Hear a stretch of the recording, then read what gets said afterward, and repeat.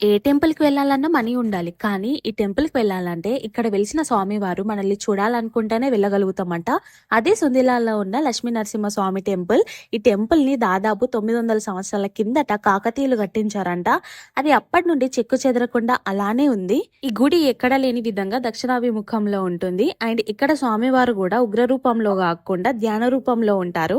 ఈ ఆలయం యొక్క హిస్టరీ ఏందంటే తనని నమ్మి పిలిచిన భక్త ప్రహ్లాదుడిని కాపాడేందుకు ఆ మహావిష్ణువు ఎత్తిన అవతారమే నరసింహ అవతారం. భక్త ప్రహ్లాదుడి తండ్రి అయిన హిరణ్యకశిపుణ్ణి లక్ష్మీ నరసింహస్వామి చంపి ఉత్తరం వైపు వెళ్తుండగా ఆ స్వామివారిని ప్రహ్లాదుడు వెనుక నుండి పిలిచారంట.